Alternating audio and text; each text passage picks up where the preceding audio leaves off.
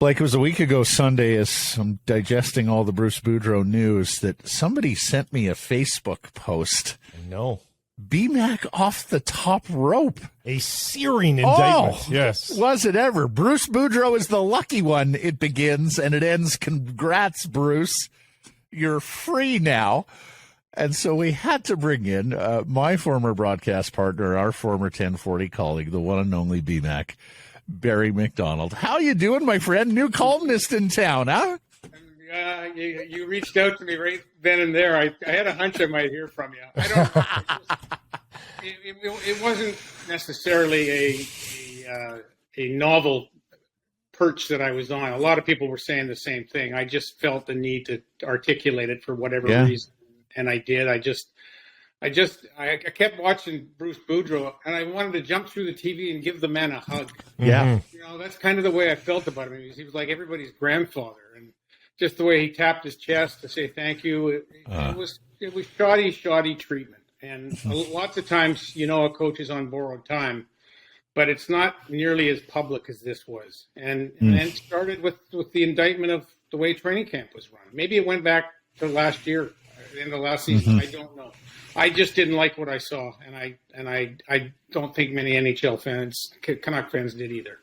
And Barry, what followed from there was a bunch of us having a discussion about whether this was the lowest moment in Canuck history. And that's one of the other reasons why I reached out here. I was like, well, let's go to people who have seen the totality of Canucks history and have talked about it in the past. What says you, my friend? Like, has the crest ever been lower than it was following that weekend with Bruce? They've had worse records. Certainly, they've played poorer hockey.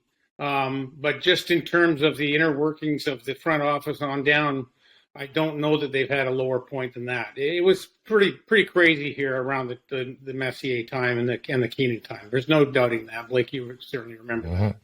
That was nuts, because you had the idea that in 1997, 3 years after our city was crestfallen because Mike Keenan's Rangers, led by Captain Mark Messier, had defeated the Canucks in a heartbreaking 7-game series, those two men would be at the forefront of the Vancouver Canucks, and one of them would supplant dear Trevor Linden as the captain of the team. It was an ugly sort of coup, and in terms of discomfort within the city about the organization, I think it rivals what went on with Bruce Boudreau. We tend to remember the more recent stuff clearer. And I didn't like Boudreau, but I sure didn't like the time back in the late 90s either.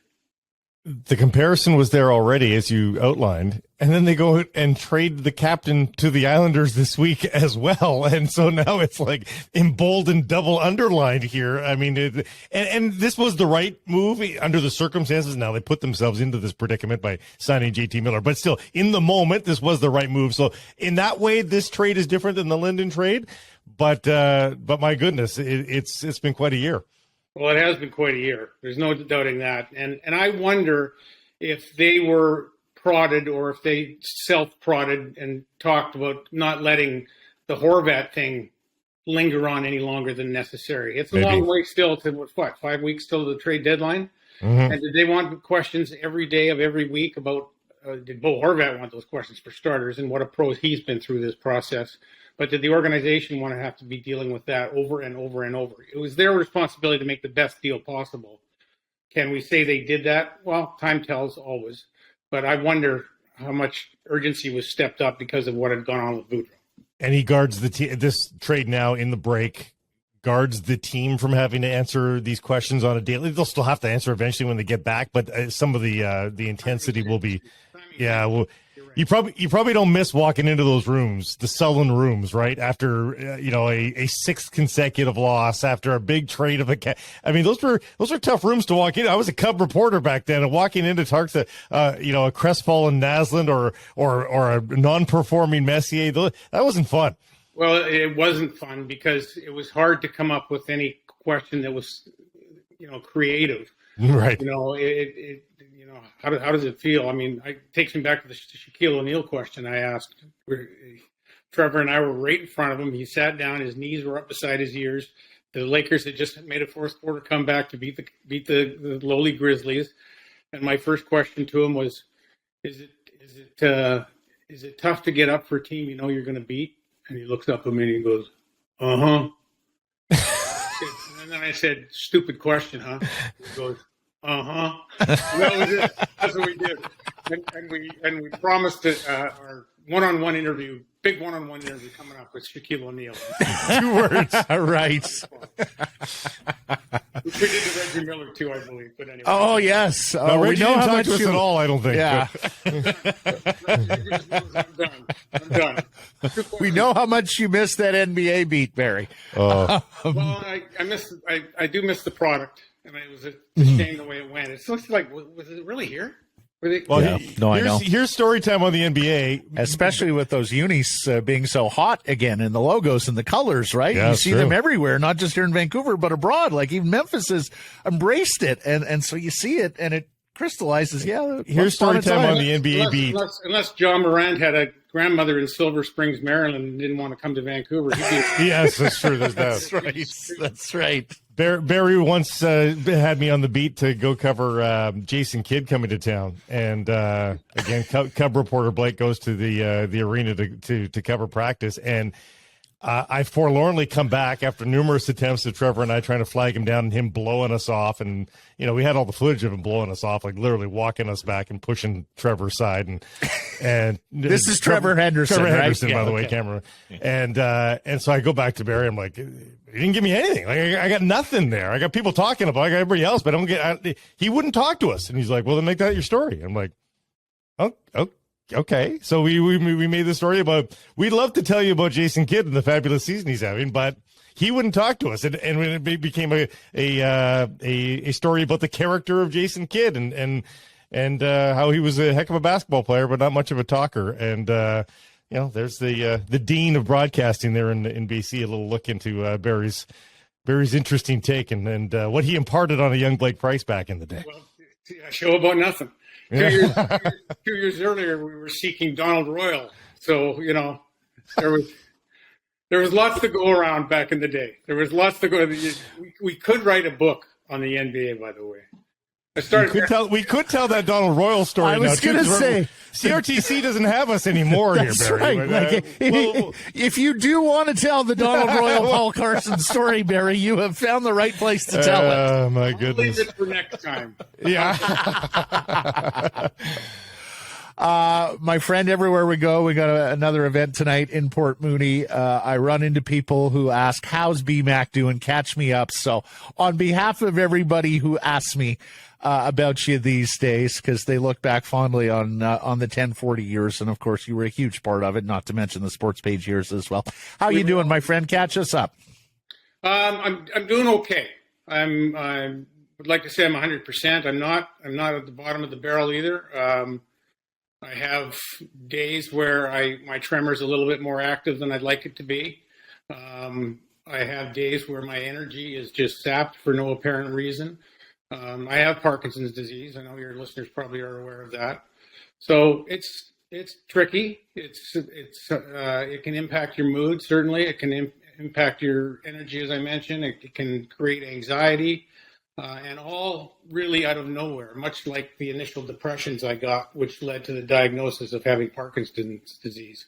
Because it's about a dearth of dopamine in your brain. Your brain is ceasing to make the requisite amount of dopamine to allow your emotions to function as they normally would, and there's lots of work being done in the area, and I do what I can. Exercise that is I'm sitting down so you can't see the whole 255 pounds, but exercise is at the forefront of it. It does keep it at bay. It's scary. I'll admit, you feel a little vulnerable because you don't know from day to day how you're going to feel when you wake up. You just get up and attack the day best you can. And I'm really lucky. My IT department here, also known as Evelyn Macdonald, is just a remarkable spouse and patient and loving and caring. And I couldn't be luckier there. And I say the same about my son and my stepson, Brett and Eric, respectively. I know you love to hate golf. Are you able to play golf? I am. Yeah. That's two different questions. Yes. No, but yes. Yeah. I played probably 40 times last year. Great. Not a boy. Not terribly well, but I'll go back at it again this year. I'm not a mutter. The guys play still every week. They can have it. I'm waiting for the greens that I can read perfectly. You say a lot of work is being done in Parkinson's. And Barry, a lot of it thanks to the fundraising of Burnaby's Michael J. Fox, huh? He has been an absolute champion in terms of getting out there and raising funds. Just put a movie out of Sundance, too. Yeah. Well, I mean, this is a man that's had it since he was 25 years old. I mean, Unbelievable. I got diagnosed at 62, 63 years old. I don't know. He's done what he probably should do, but not everybody would do. Given his status in the professional, cinema world and whatnot.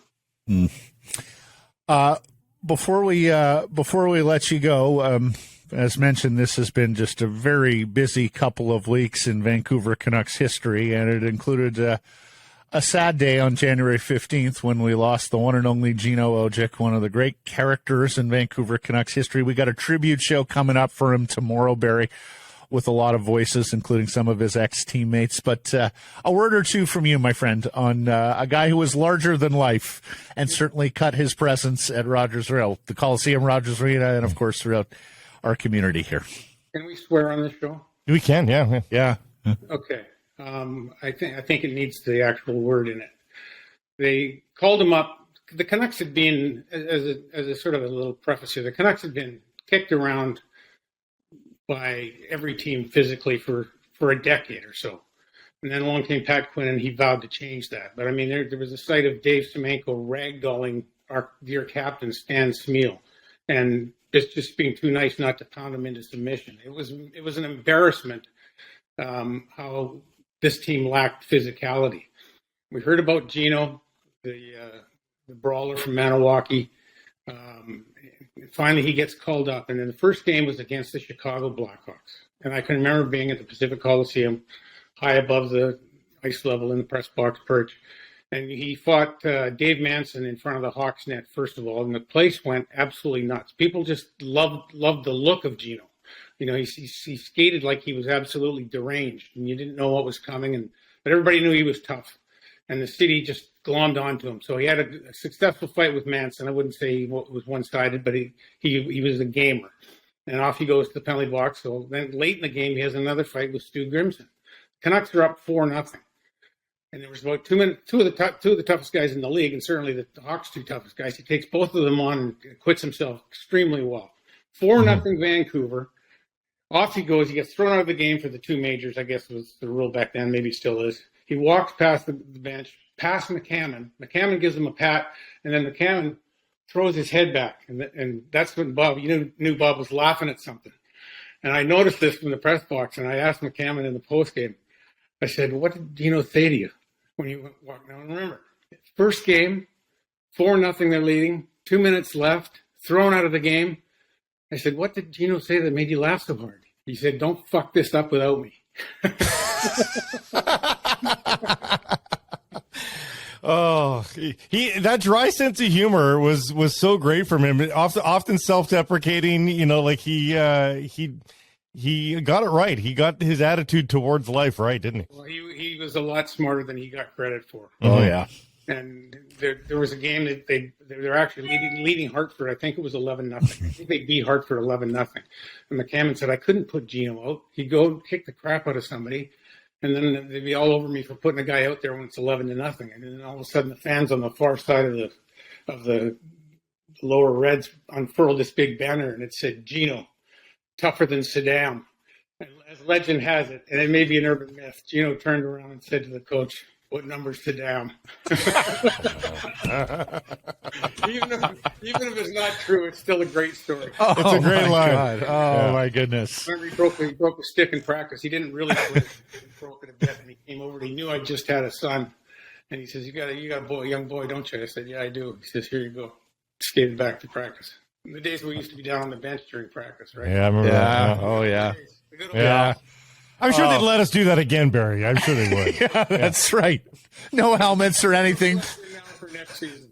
Players flipping pucks at you or rimming them around the boards. Watch out. Here comes. Oh, my goodness. They were grand old days. My friend, I miss this so much. Just marvelous talking sports and catching up with you. Delight. Yeah, exactly right. Yes, right. I would have to do a show now. So yeah, exactly. We'll spare you that. I love what you guys are doing, and I appreciate you having me on and asking about me, and I do appreciate you caring, and I miss all you guys like crazy. It was a great way to make a living, and I miss it, but I feel lucky to have had what I have, and I feel lucky to have what I have now. Yeah, and great to see you, man. We wish you and Ev and Brett and everybody the best, Barry. Thank you for the time here. Thank you, Blake. Thank you, Matt. Thanks, fellas.